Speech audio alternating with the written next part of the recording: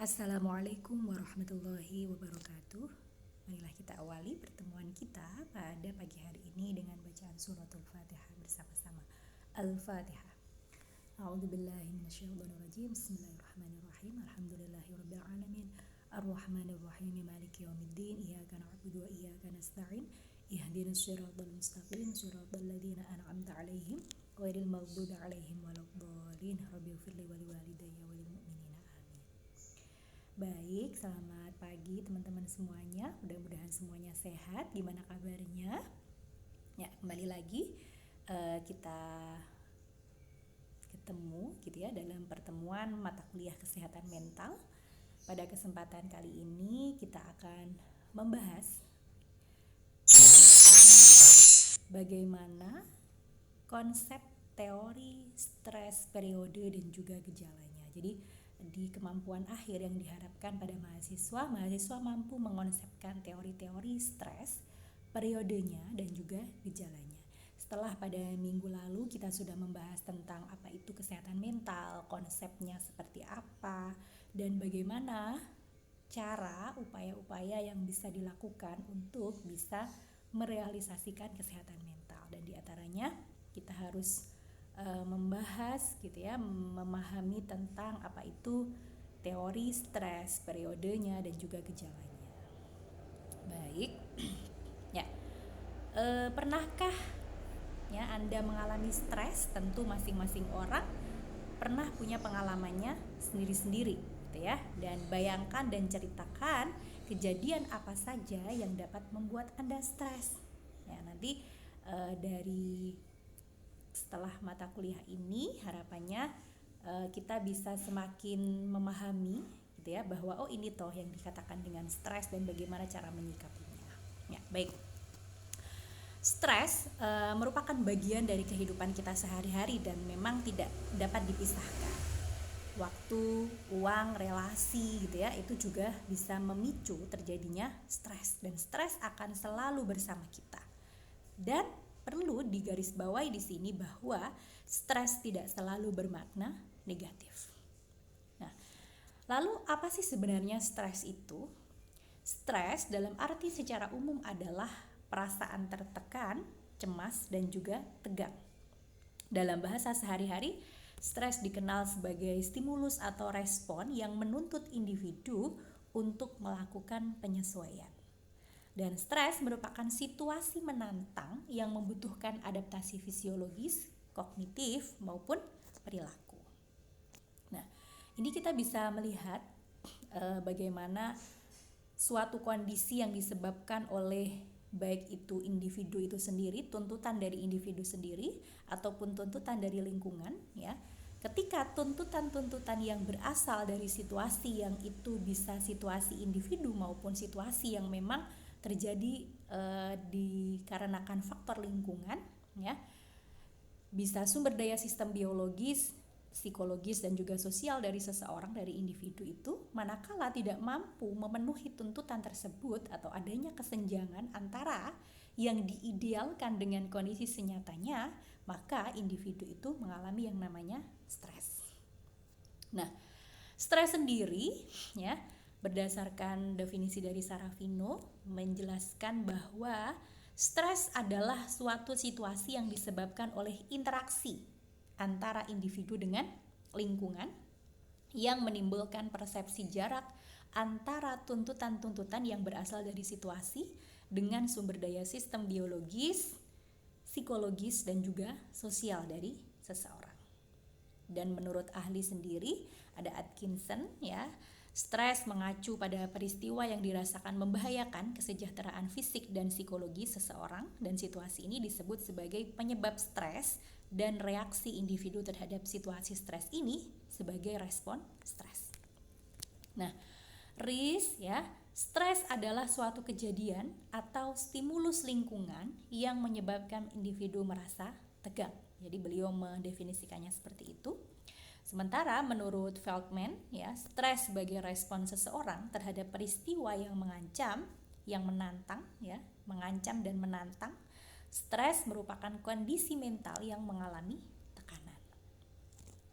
Dan menurut Lazarus dan juga Folkman ya, stres adalah keadaan internal yang dapat diakibatkan oleh tuntutan fisik dari tubuh, bisa karena kondisi penyakit, kondisi lingkungan, sosial yang dinilai potensial membahayakan. Dan Sally ya, stres adalah respon tubuh yang tidak spesifik terhadap setiap kebutuhan yang terganggu, jadi adanya stresor atau reaksi individu terhadap stresor. Jadi bisa kita simpulkan bahwa gitu ya, keadaan yang dimaknai oleh seseorang itu menjadi sesuatu hal yang membahayakan buat dirinya gitu ya. Dan ketika individu tidak mampu memenuhi tuntutan, baik tuntutan individu maupun tuntutan dari lingkungan, maka individu itu mengalami yang namanya stres. Nah, bagaimana kemudian the body stress response gitu ya, bagaimana respon tubuh terhadap stres ya. Ketika kita menerima ancaman, sistem saraf kita ini akan merespon dengan cara menghasilkan hormon adrenalin dan hormon kortisol yang sangat banyak ketika individu itu mengalami ancaman atau menerima satu kondisi mengancam atau membahayakan buat dirinya. Dan hormon tersebut ini merangsang tubuh melakukan tindakan darurat atau emergency action. Jadi bisa kita lihat di sini ancaman ya. Ancaman ini memicu kondisi tubuh kita mengeluarkan sebuah hormon yang disebut dengan adrenalin dan kortisol dan mengarah kepada kondisi tindakan-tindakan darurat atau action. Nah, alarm reaction dari kondisi yang tadi ketika seseorang mengalami stres, kemudian tubuh kita merespon gitu ya. Alarm reactionnya seperti apa? Ya, jantung bekerja dengan cepat, otot tegang, tekanan darah meningkat, nafas menjadi lebih cepat gitu ya, alat indera menjadi lebih tajam. Nah, perubahan secara fisik ya dapat meningkatkan kekuatan dan stamina waktu reaksi ini menjadi lebih cepat dan meningkatkan fokus kita sehingga mengarah kepada mempersiapkan diri kita untuk melawan atau melarikan diri dari bahaya. Jadi apakah nanti kondisi stresor ini nanti mengarahkan kepada kondisi fight, cenderung dia mau menghadapi ataupun melarikan diri gitu ya. Fight or flight response yang dilakukan oleh masing-masing individu tentu berbeda-beda. Nah, ini gambarannya ketika seseorang mengalami stres, gitu, ada saraf baik simpatetik dan juga parasimpatetik yang kemudian berjalan atau beroperasi gitu ya, bekerja pada saat seseorang itu merasa dalam kondisi tertekan, bahaya gitu ya. Contoh, ketika kondisi tertekan, dari syaraf simpatetiknya ini memperbesar pupil mata, menghambat keluarnya air ludah, menghambat sekresi enzim pada kelenjar pencernaan, dan pada parasimpatetik sebaliknya mengecilkan pupil mata gitu ya. Dan ini juga bagian dari respon tubuh kita terhadap kondisi stres. Nah, respon stres adalah cara tubuh untuk melindungi. Dalam situasi darurat, stres dapat memberikan kekuatan ekstra untuk membela diri. Kadang kita pernah mendapatkan sebuah cerita gitu ya, seseorang yang tidak mampu melintasi sebuah tembok yang tinggi. Lah, manakala seseorang itu dalam kondisi dia dikejar anjing, taruhlah seperti itu, nah dia akan bisa kekuatan itu muncul dan dia yang awalnya tidak mampu melampaui tembok yang tinggi itu dia bisa karena memunculkan kondisi memberikan kekuatan yang ekstra untuk bertahan hidup. Dan respon stres juga dapat membantu kita untuk bangkit dan memenuhi tantangan. Tapi di luar titik tertentu, stres dapat mengganggu kesehatan, suasana hati, produktivitas, hubungan, dan juga kualitas hidup kita. Nah, jadi bagaimana kita gitu ya, bagaimana Anda menanggapi stres itu juga akan berpengaruh terhadap kondisi fisik atau body kita. Nah, perlu diketahui teman-teman, jadi ada dua tipe stres. Yang pertama adalah eustress, ya, stres yang dapat menolong individu untuk menunjukkan performa yang lebih tinggi dari sebelumnya gitu ya. Dan distress, ya.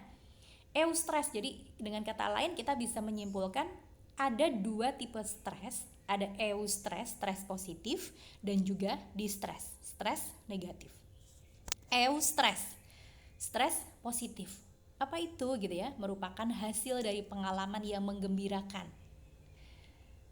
dan menimbulkan semangat gitu ya, semangat, kemudian dia terpacu untuk meningkatkan potensi dia gitu ya. Jadi setelah pasca dia mengalami stres, tetapi semangat dia semakin bertambah.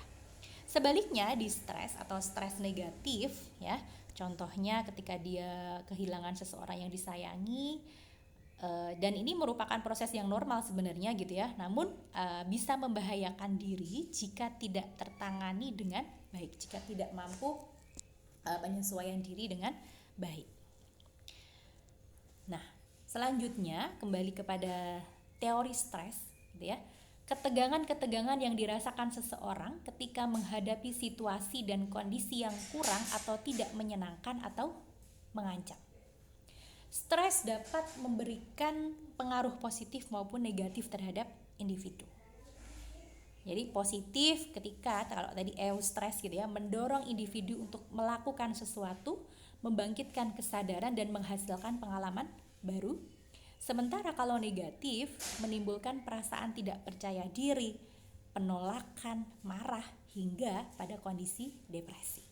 Nah, ada 3 pendekatan untuk mengkonseptualisasikan stres. Yang pertama stresor. Apa itu stresor?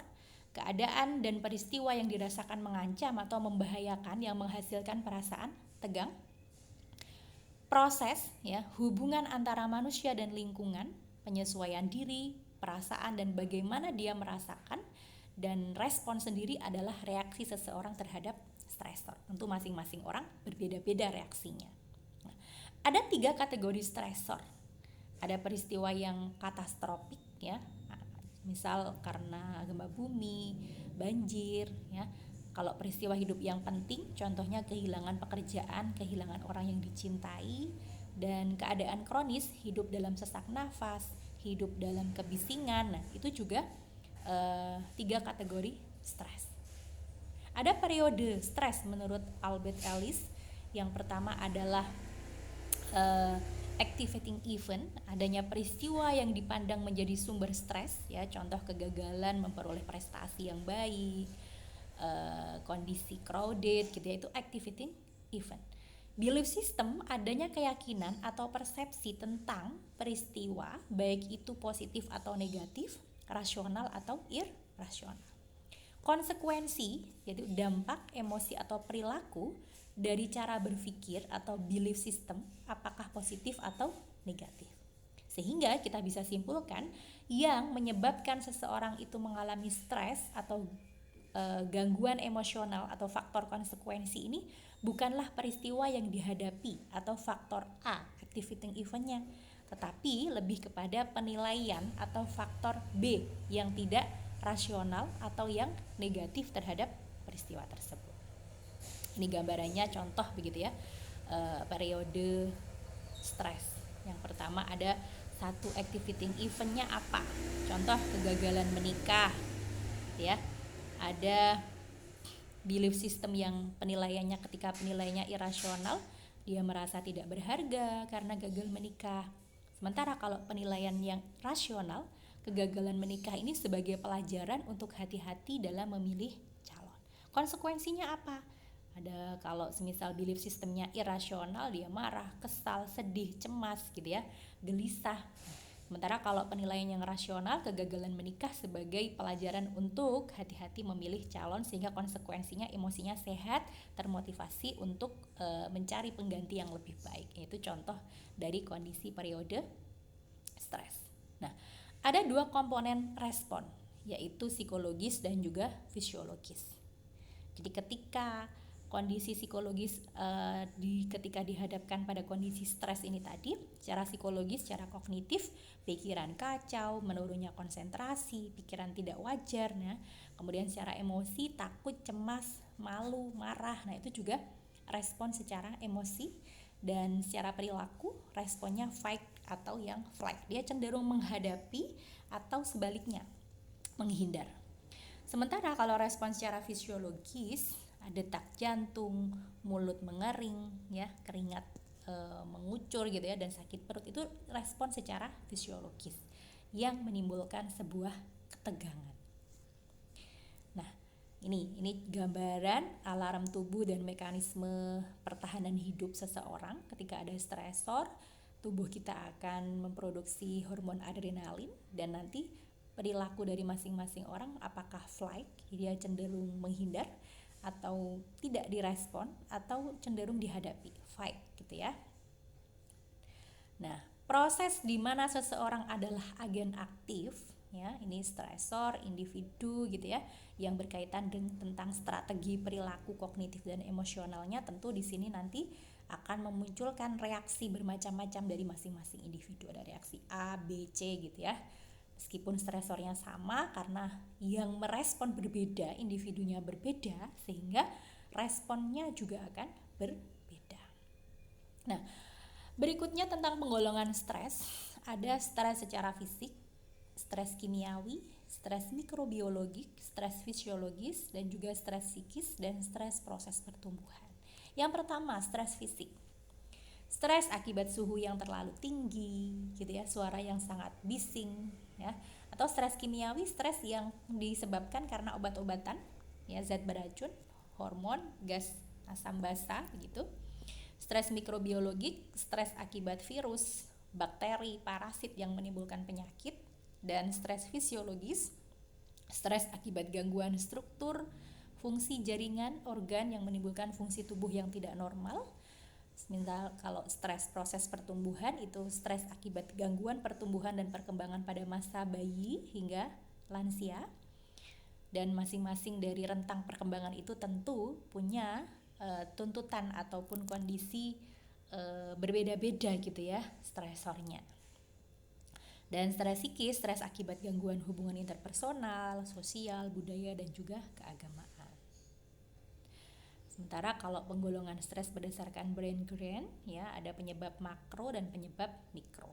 Makro menyangkut peristiwa besar dalam kehidupan, contoh kematian, perceraian, ya, kebangkrutan, itu penyebab makro.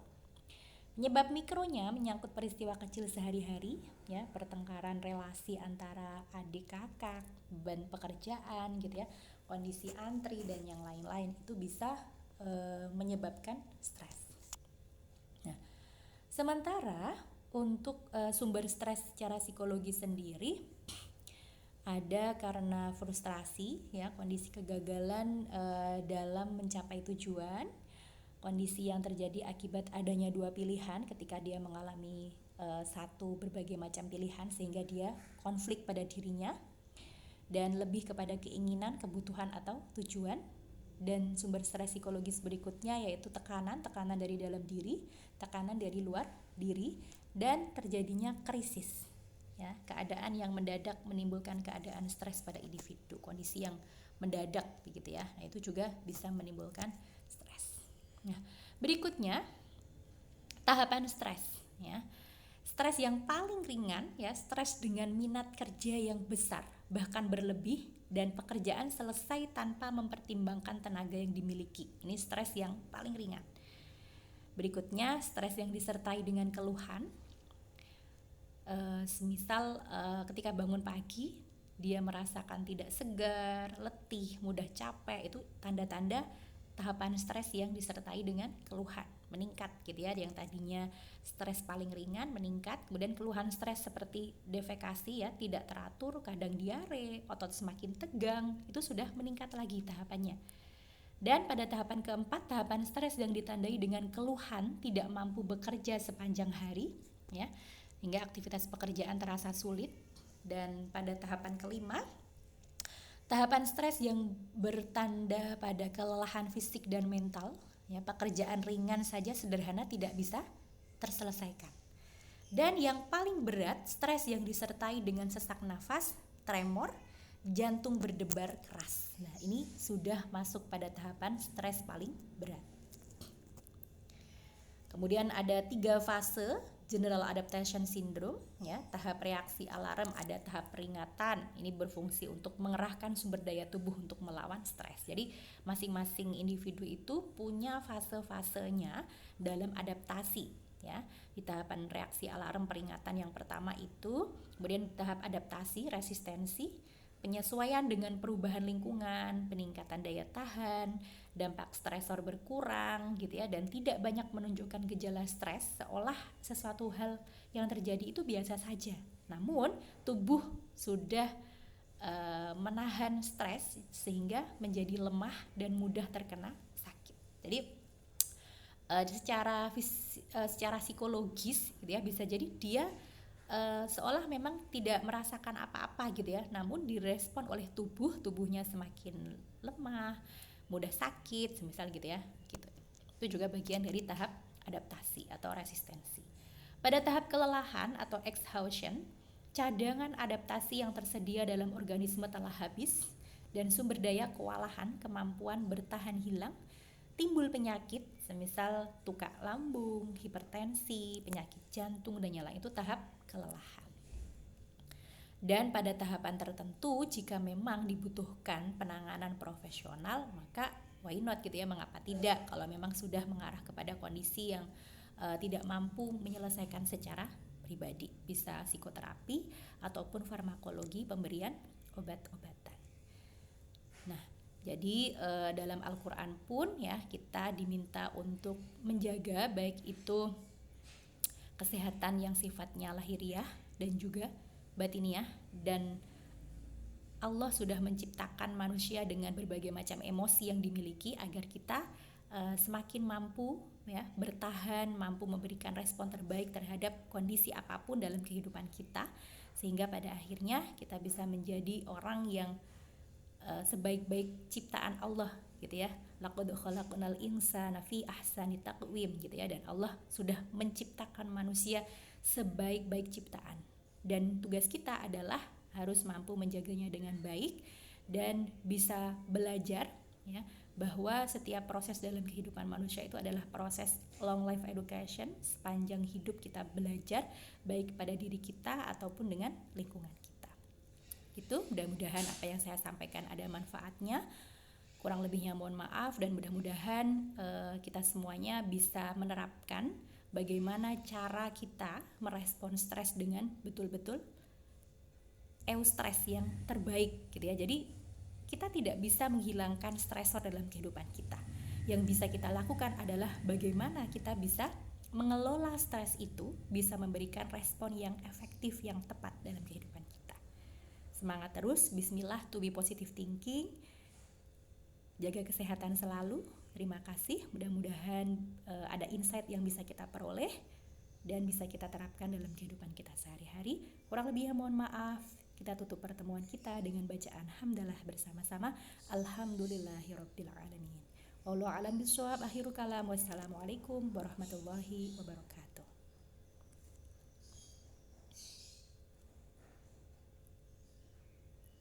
Sampai ketemu di pertemuan berikutnya. Assalamualaikum.